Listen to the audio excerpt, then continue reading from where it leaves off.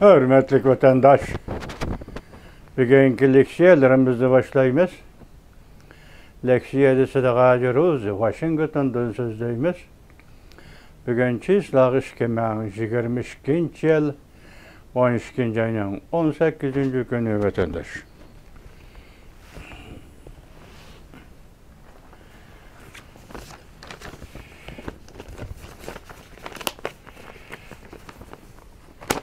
Bugün sizlerge sözdeydiğen mavzuumundaq vaziyet deseniz avval. Tünügün biz sizlerge leksiyada sözlüdük. Amerika Qo'shma Shtatlarının Davlat Mahkemesida Jungo Gruppasi, Jungo Xizmat Gruppasi qurildi. Bu Aqsaroyda e'lon qilindi dedik.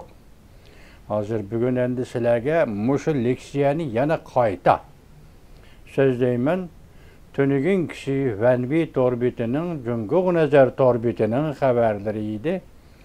Bugün kişi Amerika avazının haberi vatandaş. Siz zirikmeysiz, men hem zirikmeymen. Sizlerge bunu yana bir katım sözdeyimiz. Bugün Amerika avazının sözdeyimiz sebebi bu Amerika avazı verilgeni en toluk nusxı. Haberinin toluk teksiti deseniz buludu. Onun üstüge siz, biz kütüvatkan vaziyet, hazırgıça kütüp kelgen vaziyet. Amerika Jungo münasibeti qayerge barıdı? Uyg'uriston Tibet'nin takdiri qandaq hal buludu degan mushu oddiy tematik mesele vatandaşı. Siz biz üçün oddiy, lekin bu devletler üçün hergiz oddiy emas. Devlet münasibetlerinde hergiz oddiy iş emas. İntayin murakkab iş. Ondan bugün Çin Vijen, bize qayerda bilgili bo'lmaydi bir parça obzor yazıptı. Bu obzorun mazmunu nima deseniz, keyin ahir davomida so'zdayli. Jungo yo'l qo'ydi degan ma'noda. Bugun bu vaziyat Amerika Jungo munosabati qayerga ketyapti degan vaziyat. Buning uchun nuqtaliq bir jumla aytsak vatandaş. Amerika'da Jungo siyasi o'zgardi, Jungo'ga qaratgan pozitsiya o'zgardi. Jungo to'g'risida ko'z qarashlar o'zgardi. Masalan, tunugul Latin Amerika Davlat Majlisida ma'qullangan davlat mudofaasiga huquq berish qonun loyihasida. Shuningdan keyin hozir qarasangiz Amerika Jungo munosabati Jun Tongming Xitoycha aytganda bu deganlik rasmiy Amerika Tayvan munosabati kechiringlar. Amerika Tayvan munosabati haliqadak rasmiy ittifoqdoshlik davriga kirib keldi. Bu bir vaziyatning halqiliq o'zgarishi vatandaş. İkincisi, hozir endi bu Jungo komiteti yoki Jungo xizmat komiteti Aqsaroyda e'lon qilindi.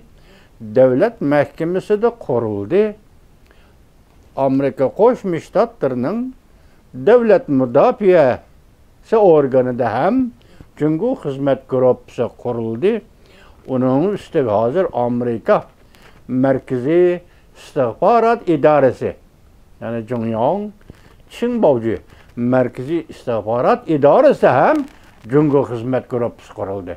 Shuningdan ko'rib olinki vatandaş, bu 70 yıldan beri ko'rilib boqmagan ish bo'lgandan sirtida ayni chog'da Amerika, Rossiya o'rtaroq so'q munosabatlar urushi davridimi? O'zimning bilishim Amerika Rossiyaga tutgan muomalada bu darajada emas edi vatandaş. Bugün hozir Amerikaning 4 organ intayin nazik davlat organlari da Jungo xizmat gruppasi qurildi degan gap. Amerika Qo'shma Shtatlarining Jungo qaratgan siyosat zo'r o'zgarish yuz berdi degan. Shunga bugun Amerika ovozida qayta yetib kelgan bu xabarni men sizlarga qayta so'zlayman vatandaşım. Siz anglaysiz, zirikmeysiz. Men anglayman, zirikmeyman. Sebebi, men so'zlayman, zirikmeyman. Sebebi, biz mushu kunni kutib yaşayotgan millatning odamlari. Keyingi taqdir qandaq bo'ldi? Keyingi hisobotlar qandaq bo'ladi? Bu bir Allohning nazaridagi ish. Amerika Qo'shma Shtatlarining bu siyosati endi oldimizda qanday rol o'ynaydi? Siz biz diqqat qilgan noktamız o'tgandir. Mavzu bundan. Amerika Qo'shma Shtatlar Davlat Mahkamasi Jungo guruhi rasmiy harakatga keldi. Jungoning ig'vogarchiligiga taqobil turdi. Mavzular xabar 12 ayning 17 kuni Amerika ovozining Xitoy tili programmasi e'lon qilindi. Xabar bunday boshlandi. Washington Amerika Qo'shma Shtatlar Davlat ishlar katibi Antony Blinken 12 ayning 16 kuni Amerika Qo'shma Shtatlar Davlat Mahkamasida yangi qurilgan Jungo ishlarini maslashtirish ishxonasi rasmiy ishga tushish murosimiga riyosatchilik qildi. Bu organ g'ayri rasmiy holda Jungo guruhi deb ataldi. Maxsus Jungoning geopolitikalik xiraslariga taqobil turdi. Esingizda bo'lsinmi shu jumla hozir Amerika Jungo o'rtasidagi raqobat qaysi darajaga yetdi desangiz geopolitikalik siyosatlar ya'ni rayonlar masalasi. Tushundingizmi? Jungo uchun aytganda bu rayonlar Tibet, Uyg'uriston, Hong Kong, Tayvan. Tushundingizmi? Deb ataldi maxsus Jungoning geopolitikalik xiraslariga taqobil turdi. Mushu sohalardagi, mushu rayonlardagi xiraslariga Jungoning Amerika maxsus taqobil turdi. Xizmat guruhi orqali. Bundan burun Amerika Davlat Mudofaa Ministrligida va Markaziy istixborot idorasida orqa-orqadan Jungoga qaratilgan organlar qurilgan edi. Amerika Qo'shma Shtatlar Davlat Mahkamasi bunday ko'rsatdi. Jungo guruhi Amerikaning Junxo Xalq Jumhuriyati bilan bo'lgan raqobat va elishishni mas'uliyatchan boshqarishga kafolatga qiladi. Shundaqla Amerikaning echivitilgan sig'diruvchan xalqaro sistema qurishini ilgari surdi. Amerika Qo'shma Shtatlar Davlat Mahkamasi bir parcha bayonotida bunday ko'rsatdi. Bizden Jungo guruhi qurish nishonimiz Amerika Qo'shma Shtatlar Prezidenti Joe Biden belgilagan Jungoga qaratgan siyosat va har turli omillarni amaliylashtirishga yordam berishdan iborat. Demak, endi konkret xizmatga o'timiz degan gap vatandosh. Amerika Qo'shma Shtatlar Davlat ishlar katibi Antony Blinken Jungo guruhida nutq so'zlaganda bunday ko'rsatdi.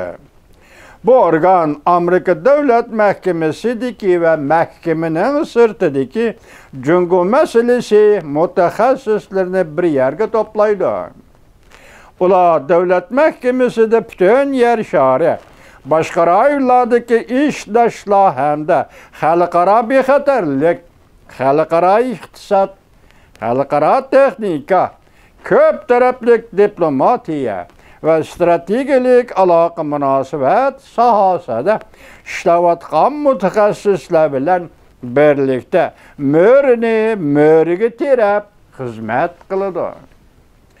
Davlat ishlar katibi Antony Blinken 5-ayning 26-kuni George Washington Universitetida Prezident Joe Biden hukumatining Jungoga qaratgan siyosati to'g'risida nutq so'zlaganda Amerika Qo'shma Shtatlari Davlat Mahkamasida Jungo guruhi qurish masalasini tilga olgan edi. Davlat ishlar katibi Antony Blinken shu vaqtda so'zlagan nutqida bunday ko'rsatgan edi. Men o'tirib qo'ygan zamonaviy ishning bir qismi sifatida Davlat Mahkamasi va bizning diplomatlarimiz kerak bo'lgan vositalar bilan ta'minlab, diplomatlarimizni kerak bo'lgan vosita bilan ta'minlab kechiringlar. Bu xirisqa, ya'ni Jungodan kelayotgan xirisqa to'g'ridan to'g'ri taqobil turishni qaror qildim. Devamını anlayacağız vatandaş.